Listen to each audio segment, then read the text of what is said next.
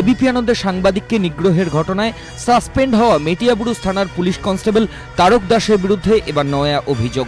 বাঘাযতীন স্টেশনের পূর্ব 2 শাখার সম্পাদক পিন্টু দাসের অভিযোগ, রবিবার সকালে বাজার যাওয়ার সময় তার উপর চড়াও হন তারক দাস। গালিগালাজের পর তাকে রাস্তায় ফেলে বেধড়ক মারধর করা হয় বলে দাবি। এমনকি তার অভিযোগ, আগ্নেয়াস্ত্রের হাতল দিয়ে তারক দাস তার মাথায় মারেন। স্থানীয় বাসিন্দারা পিন্টুকে প্রথমে বাঘাযতীন স্টেট জেনারেল হাসপাতাল এবং পরে ন্যাশনাল মেডিকেলে নিয়ে যান। দেখলাম মুখের এই পাশটা ঘুষি 2-3টে মেরেছে, কান তো ফুলে গেছে, এই পাশটা ফুলে গেছে, চোখের এখানটা লেগেছে।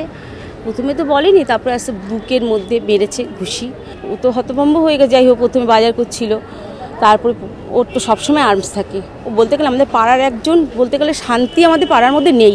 ওই একটা ওই তারক দাস। যে কোনো বিরোধী রাজনৈতিক দলের কর্মী দেখলেই তার কাজ হচ্ছে তাদের চমকানো, তাকে আক্রমণ করা, রক্তাক্ত করা, বাড়ি ভাঙচুর করা। এর আগে 3বার পিন্টু দাসের বাড়ি ভাঙচুর করা হয়েছে।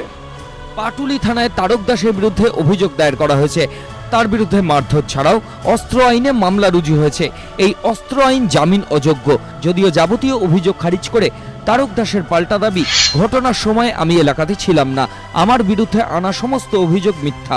পিন্টু দাসের বিরুদ্ধেই তো ধর্ষণের অভিযোগ রয়েছে। আমি অসুস্থ, বাড়িতে রয়েছি, ওখানে যাওয়ার কোনো প্রশ্নই ওঠে না। এই প্রথম নয়, এর আগেও একাধিকবার খবরের শিরোনামে উঠে এসেছেন তারক দাস। এবিপি আনন্দের সাংবাদিককে রীতিমতো রাস্তায় ফেলে মারধর করেন তারক দাস। সেই ঘটনায় সাসপেন্ড করা হয় মেটিয়াবুরুজ থানার কনস্টেবল তারক দাসকে। যদিও তার সত্ত্বেও কমেনি তার দৌরাত্ম্য। মাস ঘুরতে না ঘুরতেই গাঙ্গুলি বাগানের এক ব্যবসায়ীকে মারধরের অভিযোগ ওঠে তারকের বিরুদ্ধে। তারপর ফের একবার শিরোনামে সেই তারক দাস। হিন্দল দে ও প্রকাশ সিংহ, এবিপি আনন্দ, কলকাতা।